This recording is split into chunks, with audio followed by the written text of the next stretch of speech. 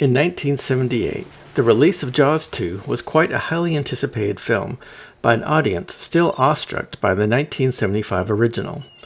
The events in the sequel take place 4 years after the first shark terrorized the fictional New England town of Amity.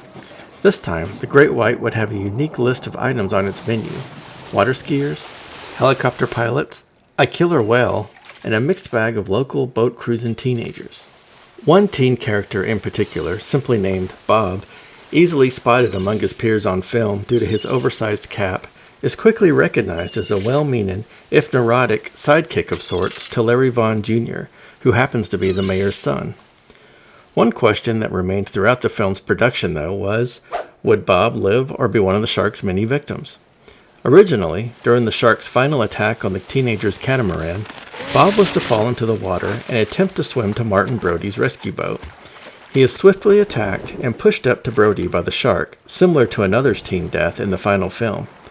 When Brody reaches out to pull Bob to safety, he only pulls up Bob's lifeless torso, having been bitten in half from below.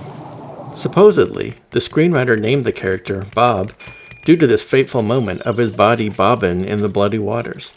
A revised draft eliminated the most gruesome elements of the attack and instead had Bob swim to a boat's pontoon, hoping to paddle it to shore. The shark would eventually attack and clamp down onto Bob's legs, resulting again in his death. With these two approaches scrapped, a third death scene was finally approved and filmed, where a stuntman replaced the actor on the pontoon and is simply pulled under the water by the determined shark. Upon seeing the footage, the actor requested to reshoot the scene since he thought the stuntman looked nothing like him.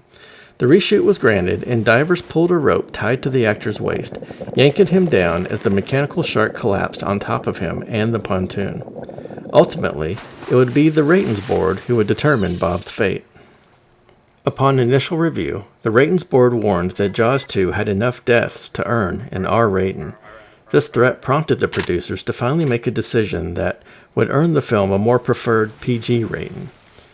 Separated from the group, Bob now survives by swimming to the shore of Cable Junction and thanking possibly the Ratings Board in relief.